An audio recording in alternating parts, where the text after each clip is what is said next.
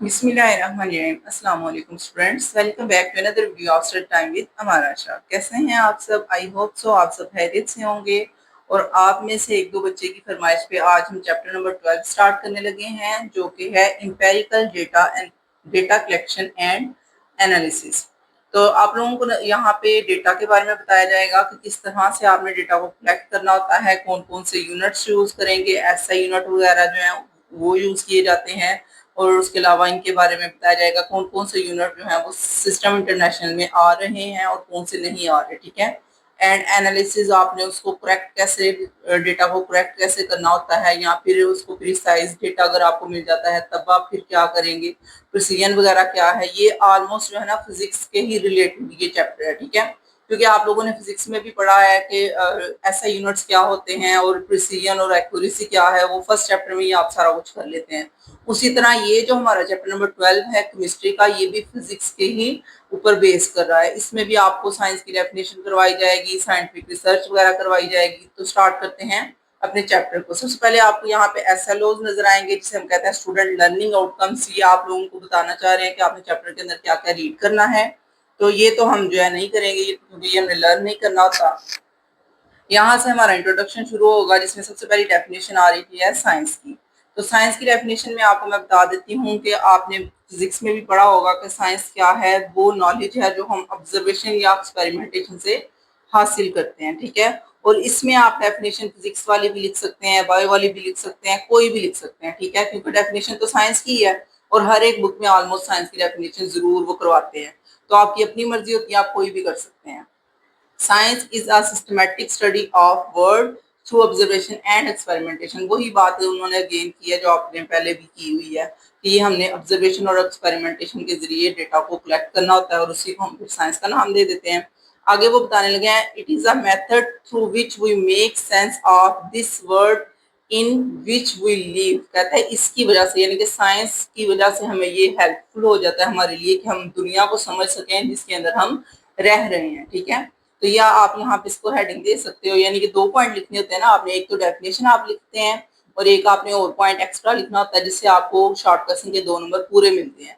तो आप यहाँ पे लिख लीजिएगा कि ये किस तरह से हमारे लिए हेल्पफुल है। ठीक है। या यूजेस लिख सकते हैं, कुछ भी आप यहाँ पे इसकी हेडिंग दे सकते हैं जिसमें आपने ये पॉइंट लिखना है, या वैसे ही स्टार बना के भी लिख सकते हैं और ये आपकी प्रेजेंटेशन हो जाएगी, जिसमें आपने पहले डेफिनेशन की हेडिंग देनी है, फिर आप एक स्टार सब बना के भी ये लिख सकते हैं नीचे वाला पॉइंट। ओके। तो ये 2 नंबर का शॉर्ट क्वेश्चन था आपका साइंस का, जो मैंने आपको करवा दिया। इसके नीचे एक और शॉर्ट क्वेश्चन है जो कि है साइंटिफिक रिसर्च का। ठीक है।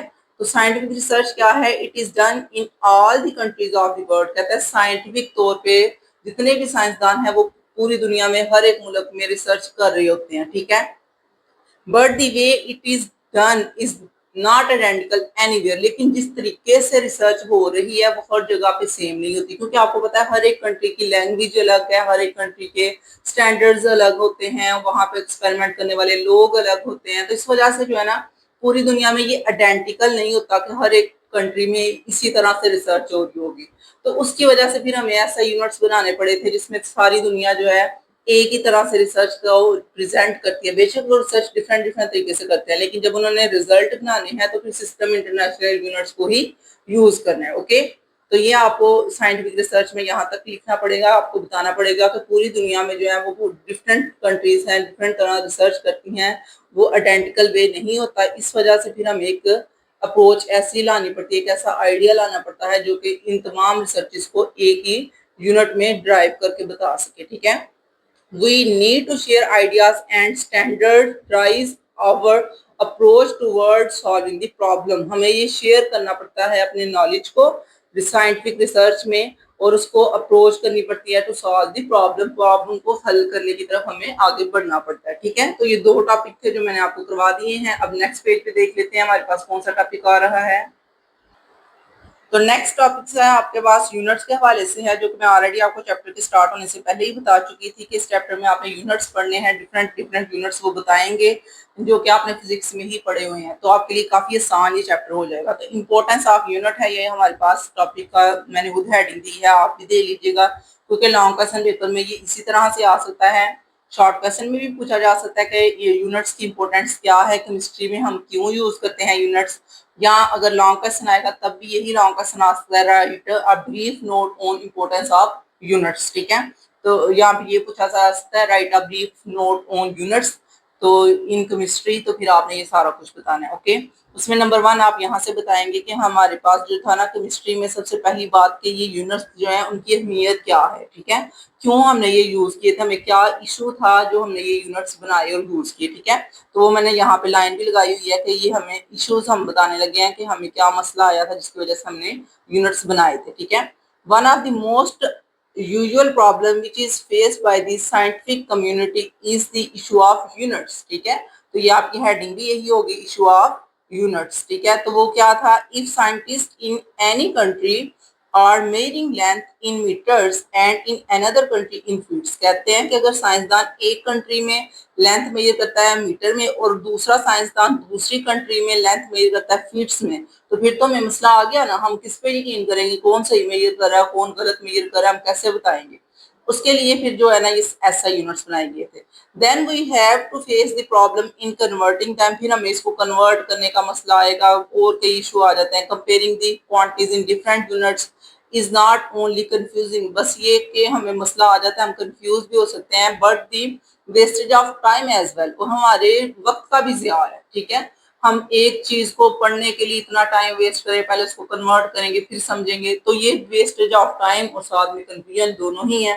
तो उस मसले को हल करने के लिए फिर हमने ऐसा यूनिट्स बनाए थे। ठीक है, तो ये आपने इंपॉर्टेंस ऑफ यूनिट्स में सबसे पहले इशू बताना है, क्या इशू था, ये इशू था, यहाँ से लेके यहाँ तक आपने इशू राइट कर देना है। ओके, और ये शॉर्ट क्वेश्चन भी पूछा जा सकता है कि इशू क्या था, हमने क्यों ऐसा यूनिट्स बनाए थे, फिर आपने ये सारा उसमें राइट कर देना। ओके, नेक्स्ट हमारे पास यहाँ से आ जाता है, for the reason mentioned above scientist have agreed to adopt standard and useful units called SI units, system international units. तो ये आपने बता देना है कि क्या ये रीजन थी, ये रीजन थी जिसकी वजह से साइंसदान ने अडॉप्शन की थी स्टैंडर्ड यूनिट की। ठीक है, तो इसकी हेडिंग होगी अडॉप्शन ऑफ स्टैंडर्ड यूनिट। ठीक है, एंड यूजर फ्रेंडली यूनिट्स। ये जो यूजर फ्रेंडली यूनिट का लफ्ज है ना, ये आपके इसी चैप्टर की एक्सरसाइज में भी पूछा गया कि क्यों ऐसा यूनिट को यूजर फ्रेंडली बोला जाता है। तो फिर आपने बताना है ये वजह थी जिसकी वजह से इनको यूजर फ्रेंडली बोला जाता है, इनकी हेल्प से जो है ना हम चीजों को हल करते हैं। ठीक है, देन अब यहाँ पे उसने बता दिया जब ऐसा यूनिट्स डेवलप हुए थे, things become a lot easier when we use these units. तो चीजें हमारे लिए काफी ज्यादा आसान हो गई थी जब हमने ये यूनिट्स बनाए थे। ओके, तो यहाँ से इसके एडवांटेजेस शुरू हो रहे हैं, ऐसा यूनिट के एडवांटेजेस क्या हैं, और ये आपका लॉन्ग क्वेश्चन है, प्रॉपर आपने इसको करना है, मैंने निशान भी लगाए हुए हैं, हेडिंग्स दे के लिखेंगे तो ज्यादा ईजी हो जाएगा। ठीक है, तो ये आपकी हेडिंग हो सकती है कि इट मेक कम्युनिकेशन इजी। ठीक है, इसने कम्युनिकेशन को आसान बना दिया था, एक दूसरे से जो हम बात करते हैं वो इजी हो गया था। ठीक है, it allow scientist to share data easily, ये दूसरा पॉइंट हो जाएगा, आप इनको स्टार बना के लिखेंगे। ठीक है, ये पहला पॉइंट है जिसको आप स्टार बना के लिखेंगे कि it make communication easy every word या ओवरऑल द वर्ड, और ये दूसरा पॉइंट हो जाएगा it allow scientist to share data easily, ये दूसरा पॉइंट है।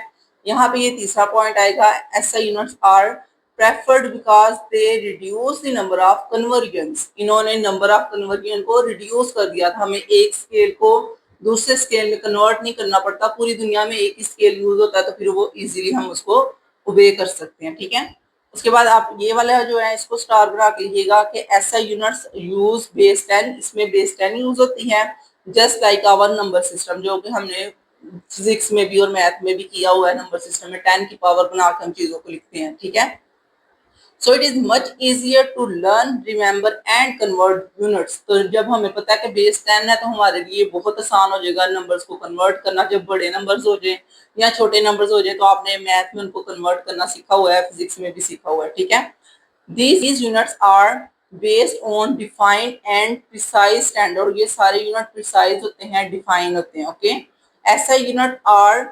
interrelated in such a way that one unit is derived from other unit without conversion factors। कहते हैं ये इतने आसान है कि हम एक यूनिट को दूसरे यूनिट में कन्वर्ट ही नहीं करते। ठीक है, क्योंकि ये ऑलरेडी हमें ऐसे यूनिट की फॉर्म में ही मिल रहे हैं। ओके, तो ये आपने प्रॉपर इसको लिख लेना है, जो मैंने बताए हुए हैं पॉइंट्स बनाए हुए हैं, इनको स्टार बना के लिखते जाइएगा तो आपके ये एडवांटेजेस हो जाएंगे। 4-5 एडवांटेजेस के अंदर आ रहे हैं जो आपके कवर हो जाएंगे इसके बाद आपका ये एक छोटा सा पैराग्राफ है जो कि एमसीक्यूज के लिहाज से बहुत ही जरूरी है और शॉर्ट क्वेश्चन के लिहाज से भी। क्यों? क्योंकि इसके अंदर से शॉर्ट क्वेश्चन आ सकते हैं कि आप कुछ ऐसे सिस्टम यूनिट्स बताएं जो कॉमनली यूज होते हैं इन दी वर्ल्ड। तो फिर आपने इन चारों का आंसर लिख देना, ये चारों आंसर में आएंगे। ठीक है, यहाँ पे शॉर्ट क्वेश्चन में पूछा जा सकता है, एमसीक्यूज में पूछा जा सकता है CGS सिस्टम क्या है, MKS सिस्टम क्या है, ये दोनों बताएं। तो फिर आप इनके प्रॉपर पूरे नाम राइट करने हैं। या फिर SI सिस्टम क्या है, SI तो आपको भी याद हो जाना है कि ये इंटरनेशनल सिस्टम ऑफ यूनिट है। ये दो जो है ये आपके लिए मुश्किल होंगे, CGS सिस्टम और MKS, इनको जरूर याद कीजिएगा। Centimetre gram second system, milli kilogram second system of units. ठीक है, तो ये इनकी शॉर्ट फॉर्म है और ये फुल फॉर्म है, प्रॉपर इसको आपने याद करना है। उसके बाद है इंपीरियल सिस्टम ऑफ यूनिट्स, ये चार हैं जो कि कॉमनली यूज होते हैं। ओके, तो ऐसा ही तो पूरी कंट्रीज में ओवरऑल पूरी दुनिया में यूज होता है। ये भी कुछ कंट्रीज जो है इनको यूज करती हैं, इस वजह से ये भी उन्होंने लिखे हुए हैं। नीचे आ जाते हैं बेनिफिट्स की तरफ। तो बेनिफिट्स जो हैं वो यहाँ पे नीचे मैंने मेंशन किए हुए हैं, ये भी आपने हेडिंग्स दे के लिखने हैं, पॉइंट्स बना के लिखने हैं। ठीक है, ऐसा यूनिट के क्या क्या बेनिफिट्स थे। बेनिफिट्स और एडवांटेजेस दोनों एक ही बात है, 5-6 आपने ऊपर कर लिया और यहाँ पे भी 4-5 है, तो ये ओवरऑल जो है पूरा लॉन्ग क्वेश्चन बन जाता है। ठीक है, तो यहाँ पे हमने शुरू करना है बेनिफिट्स के क्या है इसके। ऐसा units are use almost everywhere in the world. It allows the scientists to use a single standard in exchanging scientific data. ये साइंसदानों को हेल्पफुल हो जाता है कि साइंसदान जो है वो एक ही वर्ड जो है वो यूज करते हैं, एक ही स्टैंडर्ड वर्ड यूज कर लेते हैं, वर्ड को बार बार एक्सचेंज नहीं करते। ठीक है, this facts being accuracy, consistency and universal understanding in scientific communication. यही आपकी हेडिंग होगी कि ये एक्यूरेसी होती है इसमें, इसमें कंसिस्टेंसी होती है और इसमें यूनिवर्सल अंडरस्टैंड होता है ये, क्योंकि पूरी दुनिया जो है इसी को मानती है ऐसा सिस्टम को। ठीक है, उसके बाद आपने ये नीचे वाला बेशक ना कीजिएगा क्योंकि ये वही बता रहे हैं, बार बार वही बात कर रहे हैं कि ये हेल्पफुल है। ये यहाँ से याद कर लीजिएगा कोलैबोरेशन से। ठीक है, we when scientists belong to different countries, the culture collaborate on the research, they need a common language to share their result. Using SI units enable scientists to compare the results, replicate experiment and take benefits of each other works। ठीक है, उसने बोला है कि collaborate करने का जो मसला था, साइंसदान एक दूसरे से जो बात करते थे, अपने तजर्बात जो शेयर करते थे, उस मसले को हल कर दिया है इसने। अब साइंसदान एक दूसरे के तजर्बे को रिएप्लीकेट यानी कि बार बार चेक कर सकते हैं कि उसने सही तजर्बा किया है या गलत किया है, और फिर आप उसको काम करके बता सकते हैं कि भाई हाँ आपका रिजल्ट ठीक है, हम इसको मानते हैं। ओके, तो ये रिएप्लीकेट यानी कि बार बार तजर्बा किया जा सकता है। ओके, इन कंक्लूजन, तो ये आपकी हेडिंग भी कंक्लूजन की हो सकती है, यहाँ पे प्रोग्रेस की, यहाँ पे ये वाली हेडिंग दे दीजिएगा, मैंने साथ साथ आपको बता दिया। ठीक है, in conclusion we see that the SI units allow scientist to work together, यानी कि एसआई यूनिट की हेल्प से साइंसदान एक दूसरे के साथ काम करना शुरू हो गए, effectively advancing and for frontiers of knowledge, यानी कि एक दूसरे को नॉलेज दिया जा सकता है, एक दूसरे के सामने बात की जाती है। All of our ensure safety, reliability, उसके बाद रिप्रोडक्टिविटी एंड प्रोग्रेस, यानी कि बार बार हम इसको कर सकते हैं, अपनी प्रोग्रेस को चेक कर सकते हैं, इंश्योर कर सकते हैं, और सेफ्टी भी है, रिलायबल भी है, ये इसके ऊपर हम रिलायबिलिटी भी बता सकते हैं कि ये रिलायबल है। ओके, तो ये आपका लॉन्ग क्वेश्चन हो चुका है, इसमें आपने ओवरऑल हर एक ब्रीफ पॉइंट कर लिया है, हर एक हेडिंग कर ली है, कैसे कैसे इसको प्रिपेयर करना है। तो आई होप सो आपको समझ आया होगा। इसको लाइक करें वीडियो को, चैनल को सब्सक्राइब करें जल्दी से, ताकि नेक्स्ट वीडियो भी आपके पास पहुंच जाए। अब हम स्टार्ट करते हैं नेक्स्ट टॉपिक जो कि है SI units in chemistry. SI units chemistry के अंदर कौन कौन से यूज हो रहे हैं, ये सेम वही हैं जो कि आपने फिजिक्स में पढ़े हैं, लेकिन इनमें से कुछ ऐसे हैं जो कि उन्होंने यहाँ पे बता दिए हैं। दे आर 7 बेस यूनिट्स, वैसे फिजिक्स में भी 7 ही है। In SI system for physical quantities out of which we use 5 in chemistry, 5 chemistry में यूज होने, टोटल तो 7 है, लेकिन उनमें से 5 ऐसे हैं जो कि केमिस्ट्री में भी यूज हो रहे हैं। These physical quantities are length, time, amount of substance, mass and temperature. इनमें से उन्होंने ये बता दिए हैं जो 5 है ना, वो क्या है, लेंथ है, टाइम, अमाउंट ऑफ सब्सटेंस, मास और टेम्परेचर, ये 5 वो केमिस्ट्री में यूज करेंगे। ठीक है, तो ये आपका शॉर्ट क्वेश्चन आ सकता है कि ऐसा यूनिट केमिस्ट्री में कौन से यूज हो रहे हैं, आपने फिर यहाँ से लेके यहाँ तक इसका आंसर लिखना है कि वैसे तो 7 हैं लेकिन 5 केमिस्ट्री में यूज हो रहे हैं, और ये उन 5 के नाम है, इनको ब्लैक पॉइंटर से हेडिंग दे के लिख लीजिएगा। ओके, तो नंबर 1 है हमारे पास मीटर। लॉन्ग क्वेश्चन में जब आपने हेडिंग्स देनी है तो ये मीटर की हेडिंग नंबर 1 आएगी क्योंकि लेंथ का यूनिट मीटर है। उसके बाद टाइम का आ जाएगा, टाइम का सेकंड है। फिर अमाउंट ऑफ सब्सटेंस उसका क्या आ जाएगा हमारे पास, किलोग्राम वगैरह, और मैस, टेम्परेचर वगैरह। तो ये हमने बारी बारी करना है। सबसे पहले है हमारे पास मीटर। मीटर में क्या है, it is a standard unit of length. Metre क्या है, ये लेंथ का यूनिट है, जो कि आपकी एमसीक्यूज भी बन सकती है। सिंबल इसका एम है। And metre is the distance traveled by light in vacuum in about 300 millionth of a second। तो ये उन्होंने आपको साथ में एग्जाम्पल बता दिया, ठीक है, ये आपकी एग्जाम्पल में आएगा। उसने सबसे पहले यहाँ तक आपको सिर्फ बताया है कि मीटर क्या है, ये लेंथ का यूनिट है और इसको एम से शो करते हैं। उसके बाद उसने एक एग्जाम्पल बताई है कि हमने डिस्टेंस मेजर किया था वैक्यूम के अंदर जो है ना लाइट के ट्रेवल होने का, तो वो 300 मिलियन ऑफ अ सेकेंड है, यानी कि 300 मिलियन ऑफ सेकंड में जो है वैक्यूम से ये पास हुई है। इस वैक्यूम से ये उन्होंने दिखाया, इस लेट्स सपोज कि ये कोई वैक्यूम था, ठीक है। नीचे से बता दिया किलोग्राम के बारे में। तो किलोग्राम जो है वो किसका है, मैस का स्टैंडर्ड यूनिट है। और उसके बाद साथ ही उसने ये एग्जांपल दे दिया, ठीक है। यहाँ तक उसकी डेफिनेशन थी और ये जो है एग्जांपल साथ ही आ गया। A block is kept in France which is taken as a standard unit of mass. It also defined as mass of 1000 centimetre cube of water, ठीक है। तो ये उन्होंने दिखा दिया कि कोई भी हमने फ्रांस के 10 स्टैंडर्ड यूनिट लिया था और वो 1000 किलोग्राम था, ठीक है। ये आपने उसकी एग्जाम्पल भी करनी है। इसके बाद आएगा सेकंड। तो सेकंड का आपको पता है ये टाइम का स्टैंडर्ड यूनिट है, उसने बता दिया है it is standard unit of time, it symbol is S. साथ ये इसकी एग्जाम्पल यहाँ से शुरू होगी, ठीक है। तो एग्जाम्पल में क्या है, it is the time that elapses।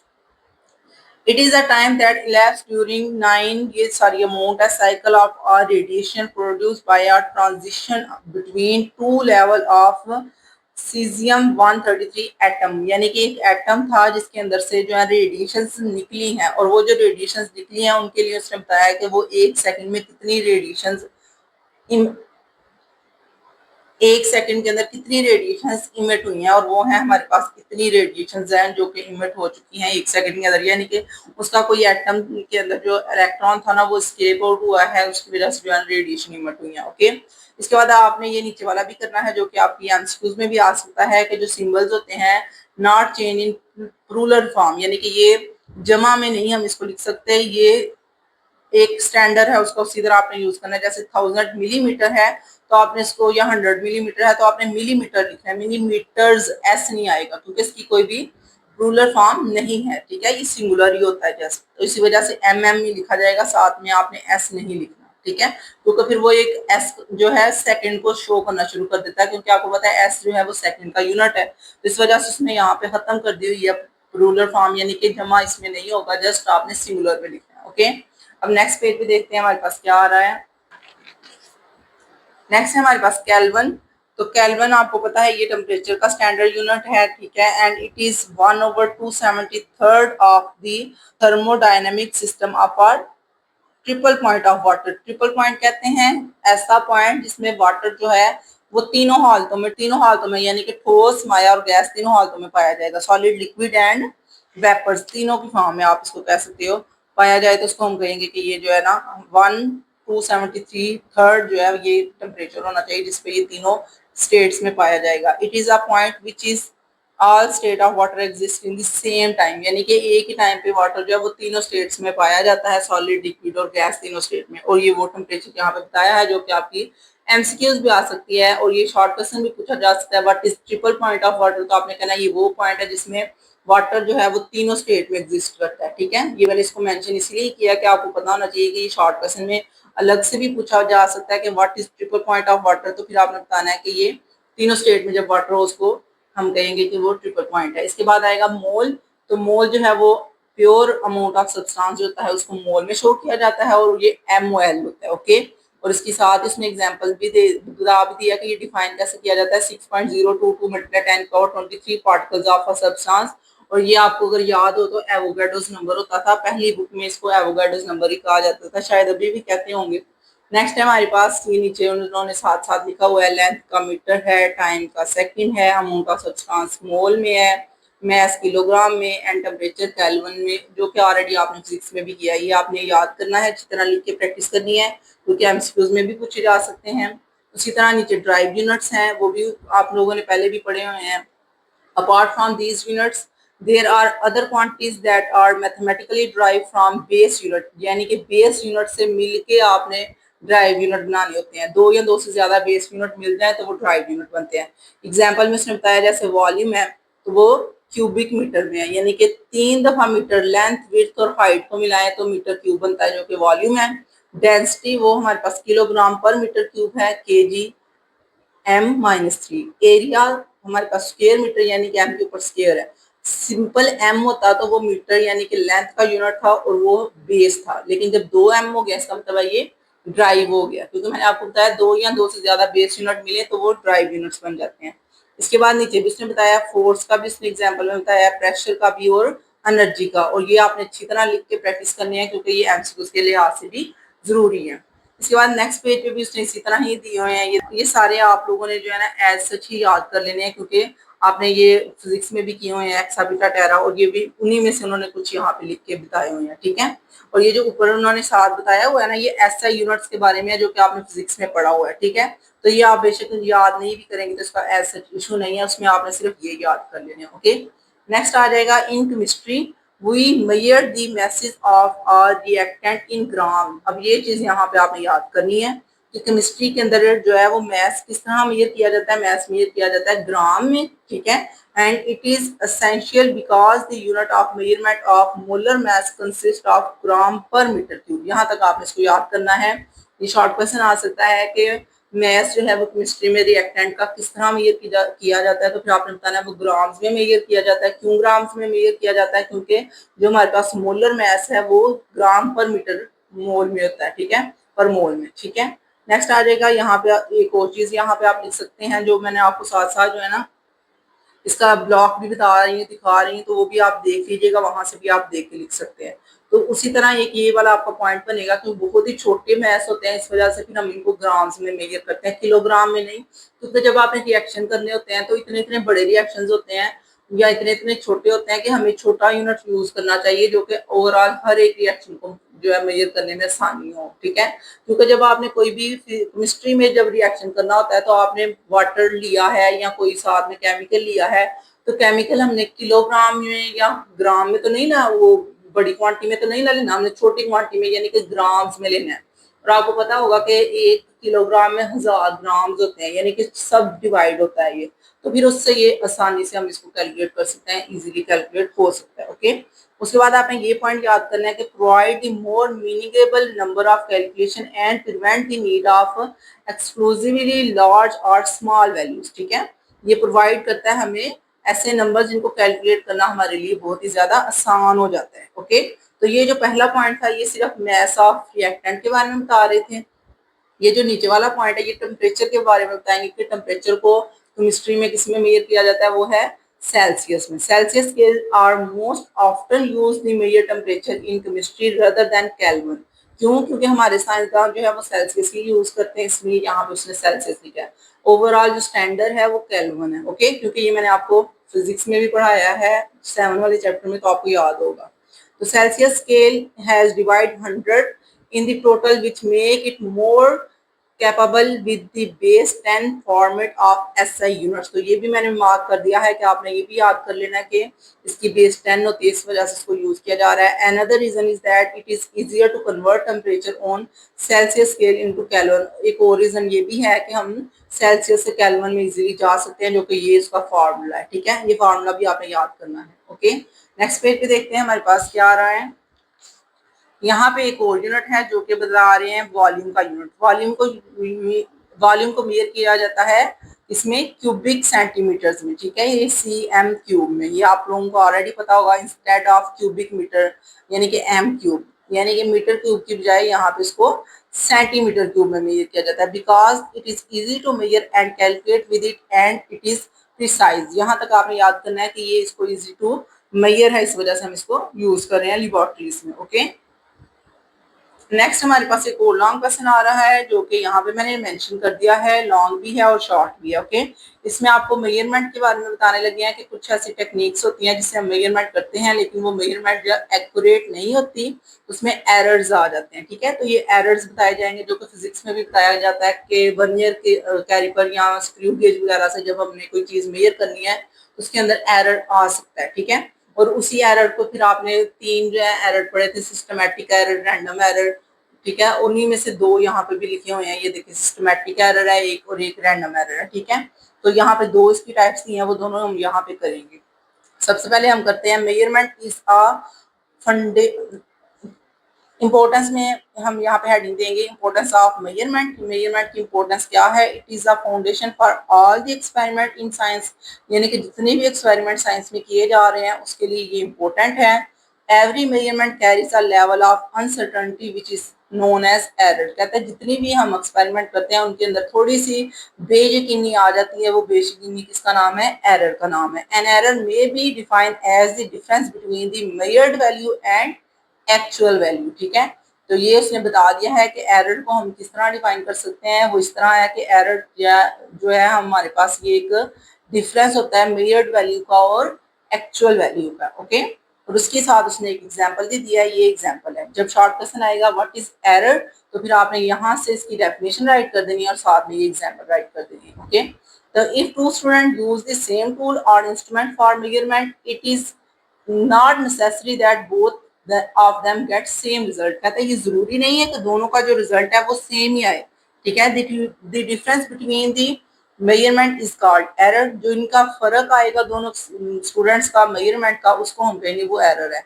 And error may be occur due to two factors. इसके दो फैक्टर हो सकते हैं, कौन कौन से हैं?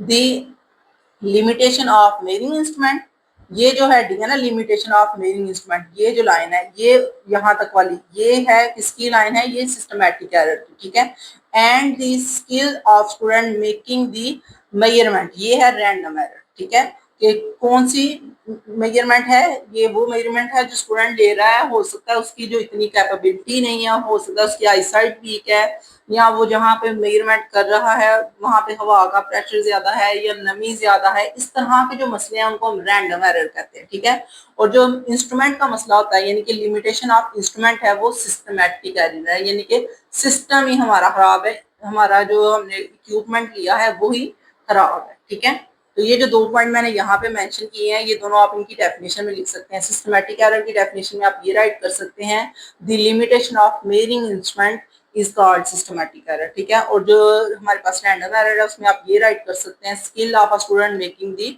मेजरमेंट। जो स्टूडेंट मेजरमेंट ले रहा है हो सकता है वही ठीक नहीं है, तो उसकी वजह से जो है रैंडम एरर आ रहा है। ओके, तो सिस्टमैटिक एरर आप लोगों को मैंने बता दिया है, जो सिस्टम की वजह से मसला है, यानी कि जो आपने इक्विपमेंट लिया है वही गलत है। ठीक है, तो उसको हम कहेंगे वो है सिस्टमैटिक एरर। ओके, तो ये यहाँ पे लिखा हुआ है सिस्टमैटिक एरर के बारे में। Systematic error affects the accuracy the measurement, यानी कि जो भी हम मेजरमेंट कर रहे हैं उसकी एक्यूरेसी को ये बता रहा होता है। And all the measurement instrument contribute to systematic error. जितने भी इंस्ट्रूमेंट हम यूज कर रहे हैं उन सब में कोई ना कोई मसला जरूर होता है। फॉर एग्जाम्पल, जैसे उसने एग्जाम्पल यहाँ पे दिया है पाइपिट, उसके बाद हमारे पास एंड उसके बाद उसने दिया है measuring cylinder may be are deliver of a volume slightly different from one indicate by their graduation। ठीक है, तो ये उसने यहाँ पे बता दिया, आपको डिफरेंट डिफरेंट एग्जांपल्स दिए हैं कि जो आपने पिपेट लिया हो सकता है वही नहीं ठीक, या जो आपने बर्नर वगैरह लिए हैं, या जो आपने मेजरिंग सिलेंडर लिया है उसमें मसला आ रहा है। तो ये सारी चीजें जो है उसने यहाँ पे बता दी, ये सिस्टमैटिक एरर में आ सकते हैं। ठीक है, तो इसमें आपने प्रॉपर लिखना है। मैं इसकी डेफिनेशन जो है वो आपको यहाँ पे विजुअल भी दिखा रही हूँ, वहां से आप देख सकते हैं प्रॉपर, मैंने इसको एक्सप्लेन किया हुआ है लिख के, तो वहां से आप कर लें। उसके बाद आएगा रैंडम एरर, तो वो मैंने बता दिया है कि ये कब आता है रैंडम एरर, जब कोई पर्सन का या स्टूडेंट का मसला होगा। ठीक है, any type of error which a student commit during the experiment is called random error, यानी कि कोई भी स्टूडेंट जो है वो उससे गलती हो जाती है तो वो रैंडम एरर में आएगा। Random error cause one measurement to differ slightly from the next measurement. Random error की वजह से जो है वो एक दूसरे से हमारे रिजल्ट जो है वो डिफरेंट हो जाते हैं। Okay, it comes from unpredictable change during an experiment, यानी कि हमारा ऐसा एक्सपेरिमेंट हो रहा है जिसमें हो सकता है हमने सोचा नहीं है कि ये मिस्टेक भी हमसे हो जाएगी, लेकिन वो हो जाती है। तो उसको भी हम रैंडम एरर में कंसिडर करेंगे। The main reason for the random error that are limitation of instrument, the environmental factor and slight variation in procedure। जो बात मैंने आपको ऑलरेडी बता दी है कि environment का मसला हो सकता है, हवा तेज चल रही हो, कोई ऐसा एक्सपेरिमेंट है जो कि आग जलाने से हमने करना है और वो आग ही नहीं हमसे जल पा रही, तो वो भी हो गया। उसके बाद दूसरा है स्लाइटली वेरिएशन इन प्रोसीजर, हो सकता है हमने प्रोसीजर को प्रॉपर फॉलो ही नहीं किया, वही हमसे मिस्टेक हो गया। ठीक है, फॉर एग्जाम्पल यहाँ पर उसने एक एग्जाम्पल भी दी है, व्हेन जब हम क्या करने लगे हैं, टेकिंग का volume reading for measuring a cylinder. हमने एक सिलेंडर लिया है जो कि आपको पता है सिलेंडर किस तरह का शेप का होता है, इस तरह का होता है ना, लंबा सा होता है, और उसकी यहाँ पे जो है ना रीडिंग लगी होती है जो आपने देखनी होती है। ठीक है, अब वो कह रहा है कि ये जो आपने सिलेंडर लिया है, हो सकता है कि आप इसमें मेजर करने लगे हैं वॉल्यूम को, कितना वॉल्यूम है, तो making measurement the mass of a simple on a balance may give different values as the surrounding air affect the balance. A random error often determine the precision of experiment. The goal of any experiment is to obtain accurate and precise result। हो सकता है कि जो लड़का जो बच्चा कर रहा है मेजरमेंट से मिस्टेक हो जाए या हवा चलना शुरू हो जाए, उसको नजर नहीं सही आए, तो ये डिफरेंट डिफरेंट तरह के जो है मसले आ सकते हैं।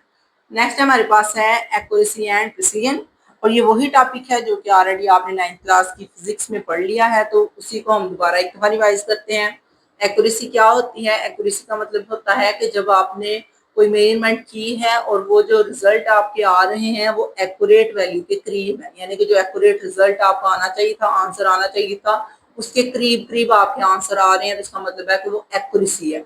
और प्रिसीजन किसे कहते हैं? कि जब आप लोग कोई एक्सपेरिमेंट कर रहे हैं लेकिन वो आंसर के करीब नहीं है, पर जो आपके रिजल्ट हैं वो तीनों ही एक दूसरे से मैच करते हैं, यानी कि आपने 3 दफा मेजरमेंट ली है और तीनों दफा आपके आंसर जो है वो एक दूसरे से मैच कर रहे हैं, जैसे 3.4, 3.5, 3.6 आ रहे हैं, तो ये तीनों एक दूसरे के करीब है, इसका मतलब है कि ये प्रिसाइज है। ओके, तो accuracy and precision are both a way to measurement and to correctness of the result, यानी कि रिजल्ट की करेक्टनेस को बताते हैं। They are use the interchangeable in everyday life, कहता है ये हर रोज हमारी जिंदगी में इंटरचेंज हो रहे हैं, और ये आपने याद करना है, इसलिए मैंने इसको मार्क किया है। एक्यूरेसी के बारे में अब यहाँ पे शुरू हो रहा है और नीचे जो है वो प्रिसीजन का होगा। एक्यूरेसी क्या है भाई? Accuracy measures how close result are to true और नोन वैल्यू। ठीक है, कितने क्लोज आपके रिजल्ट्स आ रहे हैं ट्रू वैल्यू के या नॉन वैल्यू आंसर के। ठीक है, जो आंसर आना चाहिए था, लेट्स सपोज आपने कोई मेजरमेंट किया और उसका आंसर आना चाहिए था 10, और लेकिन जो आपके आंसर्स आ रहे हैं वो आ रहे हैं 9.8, 9.7, 9.6, तो इसका मतलब है वो 10 के करीब करीब है, तो वो एक्यूरेसी है। ओके, फॉर एग्जाम्पल, अब उसने एग्जाम्पल दिया है, the volume of a liquid is 26 centimetre cube, original volume 26 था। A student measure it volume 3 times, एक स्टूडेंट ने 3 दफा उसको मेजर किया है, फाइंड रिजल्ट 27, और उसका जो आंसर आया है वो क्या है? 27। The student is not accurate because he has not calculated at the exact result। उसके अब जो रिजल्ट आए हैं वो एग्जैक्ट नहीं आए, एक्यूरेट नहीं आए, लेकिन हम इसको एक्यूरेसी किस तरह हम कंसिडर करते हैं कि पास पास तो आ गया है ना, ज्यादा एक्यूरेट नहीं है लेकिन पास पास तो है। नेक्स्ट है precision, the closeness of two or more measurable measurements to each other is called precision, यानी कि आंसर का एक दूसरे के करीब होना उसको हम कहते हैं वो प्रिसीजन है। फॉर एग्जाम्पल, इफ यू वेग, यानी कि आपने वजन मापा है, a given substance 5 times and every times you got 3.2 kilogram reading, then your measurement is precise but not necessarily accurate। आपने 5 दफा कोई भी वजन मापा है और वो 3.2 किलोग्राम था, यानी कि 3 किलो और 2 ग्राम। ठीक है, तो आप क्या कह रहे हैं कि वो इतना बार बार हम मेजर करें इतना ही आ रहा है, तो हम इसको बोलेंगे वो प्रिसाइज है। ठीक है, एक्यूरेट नहीं है, प्रिसाइज। अब यहाँ पे वो इन दोनों का बताने लगे हैं कि प्रिसीजन जो है वो इंडिपेंडेंट ऑफ एक्यूरेसी है। ठीक है, and a student may be accurate but not precise and vice versa, यानी कि ये दोनों एक दूसरे के वाइस वर्सा मोड्स होती हैं। अगर कोई एक्यूरेट है तो वो प्रिसाइज नहीं हो सकता है वो प्रिसाइज और एक्यूरेट ना हो। ओके, और नीचे एक और 2 एग्जाम्पल है, आप वो भी यहाँ पे देख सकते हैं, जैसे उसने दिखाया हुआ है। ओरिजिनल जो था वो 20 ग्राम था और आपने जो रीडिंग ली है वो 17.3, 17.4 और 17.2 आ रहा है, इसका मतलब है ये प्रिसाइज है बट नॉट एक्यूरेट, प्रिसाइज तो है लेकिन एक्यूरेट नहीं है। अब नीचे वाली इसने बताई है कि एक और स्टूडेंट ने रीडिंग लिया, वो 19.8, 20.5 और 19.6 आ रहा है। इसका मतलब ये तीनों जो है आंसर के करीब है, तो ये एक्यूरेट है बट नॉट प्रिसाइज। ठीक है, तो ये दो एग्जाम्पल उसने बताई हैं, ये दोनों भी आप इनमें लिख सकते हैं। बेशक आप इनकी ये वाली एग्जाम्पल्स ना लिखिए, आप यही दो एग्जाम्पल्स इसमें राइट कर ले, प्रिसीजन में और एक्यूरेसी में, देन फिर भी ये ठीक है। ओके, तो ये आपका जो है चैप्टर हो चुका है। इसके बाद ये की पॉइंट्स हैं जो आपको बता रहे हैं कि इस चैप्टर में हमने क्या क्या पढ़ा था। इसको एक दफा आप रीड आउट कर लीजिएगा, आपके लिए आसानी होगी। तो इंशाल्लाह नेक्स्ट वीडियो में आप लोगों को जो है वो एक्सरसाइज करवाई जाएगी जो कि एमसीक्यूज हैं और यहाँ पे शॉर्ट क्वेश्चन है। ठीक है, तो जिन बच्चों को चैप्टर की बहुत अच्छी समझ आई है, जल्दी से वीडियो को लाइक करें, चैनल को सब्सक्राइब करें ताकि नेक्स्ट वीडियोस भी आप तक पहुंच जाएं। तो मिलते हैं अपनी नेक्स्ट वीडियो में। अल्लाह हाफिज।